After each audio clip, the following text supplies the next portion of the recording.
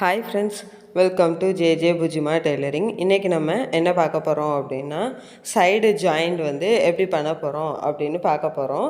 First நம்ம என்ன பண்ணணும் அப்படின்னா,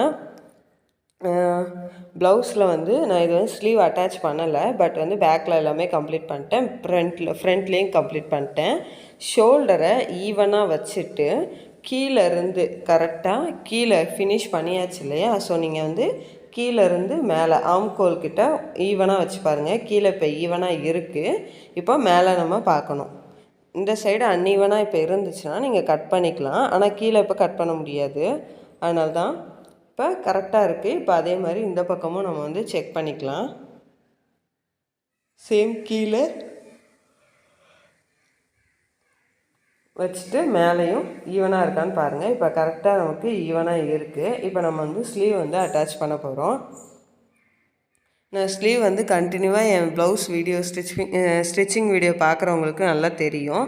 நான் வந்து ஸ்லீவ் எப்படி அட்டாச் பண்ணுவேன்னு. ஸ்லீவில் வந்து right side wrong side mark பண்ணிவிட்டு ஃப்ரண்ட் அண்ட் பேக், அதாவது லெஃப்ட்டு ரைட்டு வந்து நீங்கள் எடுத்து வச்சுக்கணும். சென்டரில் நாச் போட்டு வச்சுக்கோங்க. இப்போ நம்ம சென்டர் நாச்சை வந்து கனெக்ட் பண்ணி தான் தைக்க போகிறோம். இப்படி நம்ம சென்டர் நாச் வந்து கனெக்ட் பண்ணுறப்போ நமக்கு கரெக்டாக இருக்கும். ஃப்ரண்ட்டில் நம்ம ஒரு நாச் போட்டிருப்போம். அந்த ஃப்ரண்ட்டு குடஞ்சி வெட்டுறப்பவே ஒரு நாச் போட்டுக்கோங்க. அப்படி போட்டிங்கன்னா உங்களுக்கு இன்னும் ஈஸியாக இருக்கும். இப்போ ஃப்ரண்ட்டு நாச்சையும் ஷோல்டர் ஜாயிண்ட் இருக்குல்ல, அதையும் கரெக்டாக வைங்க. வச்சுட்டு ஸ்ட்ரெயிட்டாக ஒரு தையல் போட்டுக்கலாம் ரெண்டு பக்கமும்.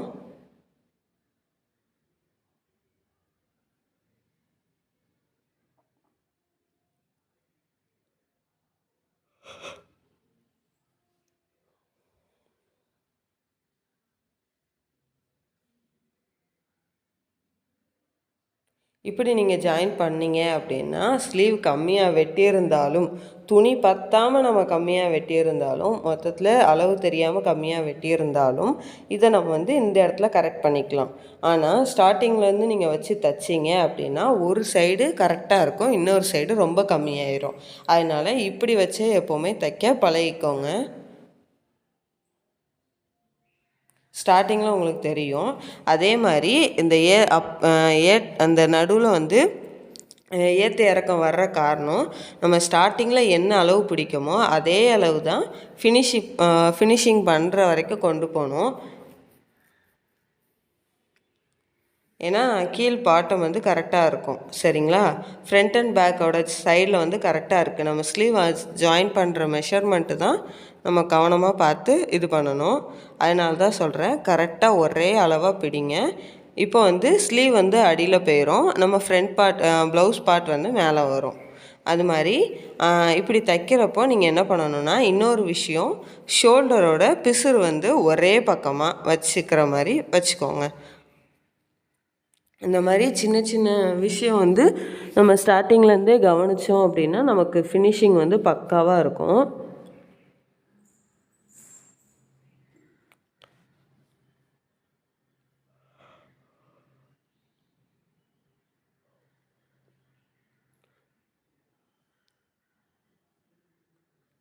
மெதுவாக போங்க. அதே மாதிரி ப்ளவுஸில் வந்து நம்ம ஃபஸ்ட்டு ஒரு தையல் போடுறோம் இல்லையா, அந்த தையலுக்கு எப்போவுமே தையலுக்கு உள்ளே போடுற மாதிரி இருக்கணும். மறுபடியும் வெளியில் தள்ளி போட்டுறாதீங்க. ஏன்னா இப்போ நீங்கள் பிடிக்கிறது அளவு கரெக்டாக 1/2 இன்ச்சுனா 1/2 இன்ச்சில் பிடிச்சிருப்பீங்க. இதை தவிர்த்து மறுபடியும் வெளியில் போட்டிங்க அப்படின்னா உங்களுக்கு அது வந்து இதாக தான் அளவு கொஞ்சம் மாற்றமாக தான் இருக்கும். இதுவும் ஒரு காரணமாக இருக்கும் சைடு ஜாயிண்டில் வந்து ஏற்ற இறக்கம் வர்றதுக்கு. பாருங்கள், நான் அந்த தையலுக்கு உள்ளே தான் போடுறேன், தையலுக்கு வெளியில் வராது.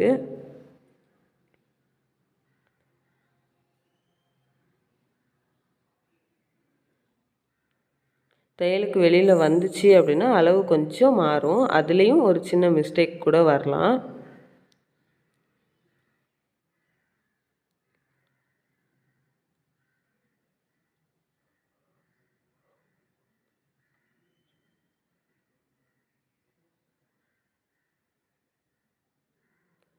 இப்போ நம்ம ரெண்டாவது தையலும் போட்டு முடித்தாச்சு. சேம் அதே மாதிரி நம்ம ஆப்போசிட் சைடையும் நம்ம வந்து பிடிச்சிக்கலாம்.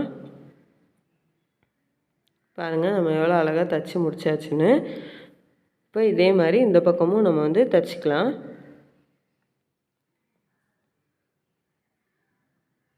இப்போ நம்ம 2 பக்கமும் ஸ்லீவ் வந்து ஜாயின் பண்ணியாச்சு. ஆல்மோஸ்ட் நம்ம வந்து ப்ளவுஸ் கம்ப்ளீட் பண்ணியாச்சு. சைடு ஜாயிண்ட் பிடிச்சிட்டா வேலை முடிஞ்சிச்சு. இப்போ நம்ம ரைட் சைடு எடுத்து வச்சுக்கலாம். ராங் சைடு வந்து அடியில் இருக்கணும். இந்த மாதிரி எடுத்துட்டு ப்ளவுஸோட பேக் சைடு பீஸ் மட்டும் நம்ம எடுக்கணும். ப்ளவுஸோட பேக் சைடு பீஸ் மட்டும் இந்த இருக்கா, இது ஃப்ரண்ட்டு, இது பேக். இந்த பேக் சைடு பீஸ் மட்டும் எடுத்து நம்ம பேக்கோட போடணும். பேக் பீஸ் மட்டும் வச்சு நம்ம மார்க் பண்ணிக்கலாம். 2 பக்கமும் ஈவனாக வந்து பிசுறு விட்டுட்டு அந்த இடத்த மார்க் பண்ணிக்கோங்க. நான் பாருங்கள், இப்போ 2 பக்கமும் ஈவனாக வந்து பிசுரை விட்டுட்டு அந்த பேக் பார்ட்டில் மட்டும் ஒரு தையல் போட்டுக்கிறேன். இப்படி பண்ணுறப்போ நமக்கு வந்து ப்ளவுஸில் வந்து இந்த ஒரு தையலோடய நமக்கு கரெக்ட் பண்ணிக்கலாம். ஏன்னா நம்ம 1.5 இன்ச் தான் விட்டோம். அந்த 1.5 இன்ச் பிடிச்சாலும் நமக்கு வந்து நம்ம தைக்கிற ப்ளவுஸ் கொஞ்சம் லூஸாக இருந்த மாதிரி இருக்கும். ஆனால் இந்த மெத்தட் பண்ணி பேக் பீஸ் எவ்வளோ இருக்குது அதே மாதிரி பண்ணி மார்க் பண்ணிவிட்டு இப்போ அதே மாதிரி ஃப்ரண்ட் பீஸில் வந்து இப்போ நம்ம கொக்கி பீஸ் தான் நம்ம எடுத்து வச்சுருக்கோம். இது வந்து கொக்கி பீஸு. அப்போ ப்ளவுஸ்லேயும் வந்து நம்ம கொக்கி பீஸை எடுத்து அதில் வச்சு 2 கொக்கி பீஸும் ஒன்றா இருக்கிற மாதிரி வச்சு இப்போ இதையும் நம்ம வந்து மார்க் பண்ணிக்கலாம். இதோட ஃப்ரண்ட் பேட்டர்ன் தான் இருக்கா, அதையும் நீங்கள் மார்க் பண்ணிக்கோங்க. மார்க் பண்ணிவிட்டு இப்போ அதையும் நம்ம வந்து அந்த மார்க்கிங் 2 மார்க்கிங்கையும் ஒன்று போல் வச்சு 2 நல்ல பக்கமும் உள்ளே இருக்கணும், 2 கெட்ட பக்கமும் வெளியில் வச்சு அந்த 2 மார்க்கிங்கையும் ஒன்றா வச்சுக்கணும். இப்போ ஷோல்டர் கிட்ட நம்ம என்ன பண்ணணும்னா, ஷோல்டர் ஜாயிண்ட் இருக்குல்ல, ஷோல்டர் ஜாயிண்ட்டு ஃபஸ்ட்டு இந்த 2 மார்க்கிங்கையும் நம்ம ஒரு தையல் போட்டு கொஞ்சம் கொண்டு வந்துக்கலாம்.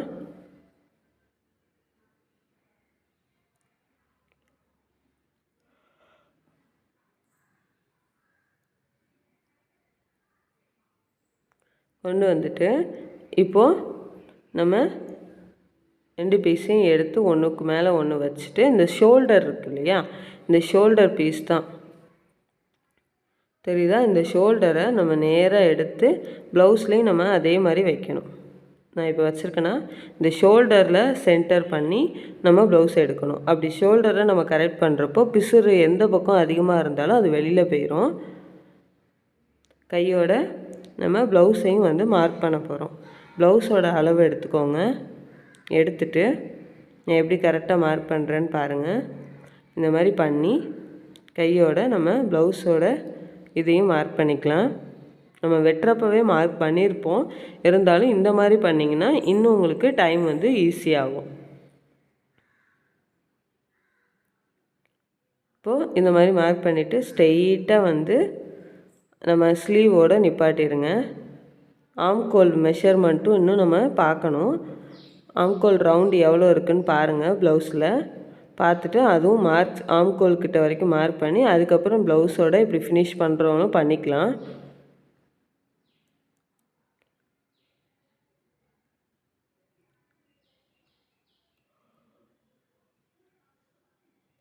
இப்போ ஸ்லீவ் கிட்ட இருக்க எக்ஸ்ட்ரா பீஸை வந்து நான் கொஞ்சம் கட் பண்ணிக்கிறேன்.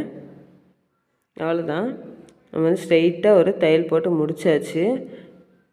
இப்போ இதை அளந்து பார்த்தாலும் நமக்கு 1.5 இன்ச் கேப் தான் இருக்கும். 1 இன்ச்லேருந்து 1.5 இன்ச் வரைக்கும் இருக்கும்.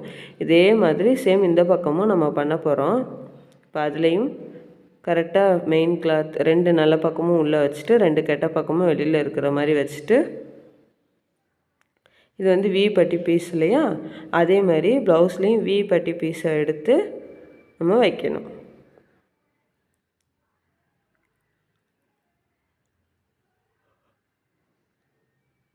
2 வி பட்டி பீஸையும் எடுத்து வச்சுட்டு இதுலேயும் நம்ம வந்து மார்க் பண்ண போகிறோம்.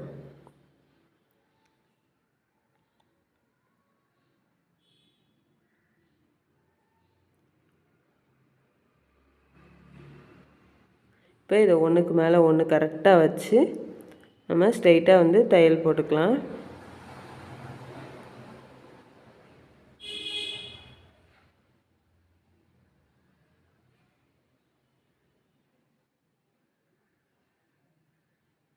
இப்போ இந்த பக்கமும் நம்ம என்ன பண்ணணும், அதே மாதிரி ஷோல்டரை வந்து சென்டர் பண்ணி ஸ்லீவை வந்து கரெக்டாக நம்ம எடுத்துக்கலாம். எடுத்துட்டு ஸ்லீவ் வந்து மார்க் பண்ணிவிட்டு ஷோல்டரை எடுக்கிறப்போ அந்த கரெக்டாக சென்டர் வந்து உட்காந்துரும். அதுக்கப்புறம் நீங்கள் ஸ்லீவ் மார்க் பண்ணுங்கள்.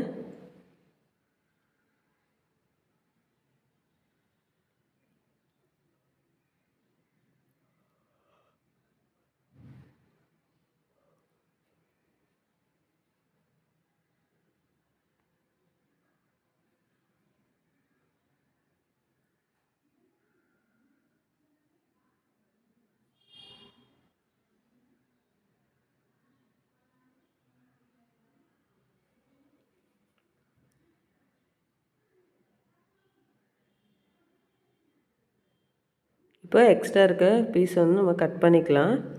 அவ்வளோதான். இந்த மாதிரி பண்ணிங்க அப்படின்னா உங்களுக்கு வந்து இன்னும் ஈஸியாக வேலை முடிஞ்சிடும்.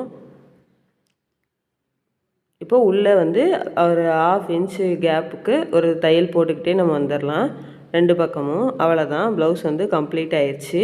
இப்போ நீங்கள் ஒரு தையல் போட்டுட்டு நீங்கள் வந்து இப்போ ப்ளவுஸை வச்சு அளந்து பார்க்கணும். சேம் அதே மாதிரி கொக்கி பீஸ்லேருந்து கொக்கி பீஸ் தான் வச்சுட்டு நீங்கள் அளந்து பார்க்கணும்.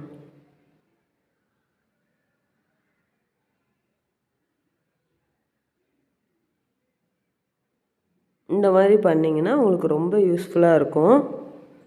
பழகுறவங்க இந்த மாதிரி மெத்தட்லேயே பழகுங்க, அப்போ தான் இன்னும் இருக்கும். அப்படி எக்ஸ்ட்ரா இருந்துச்சுன்னா பேக் டாட்டில் வந்து நீங்கள் கொஞ்சம் பிடிச்சிக்கலாம். கொஞ்சமாக இருந்துச்சுன்னா, ரொம்ப இருந்தால் பிடிக்காதீங்க. பாருங்கள், சைடு ஜாயிண்ட்டு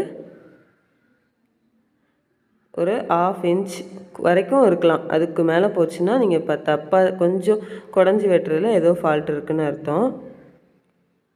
இந்த சைடு கரெக்டாக வந்துச்சு. ஒரு சைடு மட்டும் நம்ம ஏதோ மிஸ்டேக் பண்ணியிருக்கோம். இப்போ அதுலேருந்து 1/2 இன்ச் வந்து உள்ளே வந்து ஸ்டிச் பண்ணிக்கலாம். அவ்வளோதான், ப்ளவுஸ் வந்து முடிச்சாச்சு. இந்த சைடு ஜாயிண்ட்டில் நான் நிறைய டிப்ஸ் வந்து உங்களுக்கு கூட ஷேர் பண்ணியிருக்கேன். இந்த வீடியோ உங்களுக்கு பிடிச்சிருக்கும்னு நான் நம்புகிறேன். இந்த வீடியோ பிடிச்சிருந்துச்சுன்னா லைக் பண்ணுங்கள், ஷேர் பண்ணுங்கள், கமெண்ட் பண்ணுங்கள், மறக்காமல் சப்ஸ்கிரைப் பண்ணுங்கள். தேங்க்யூ.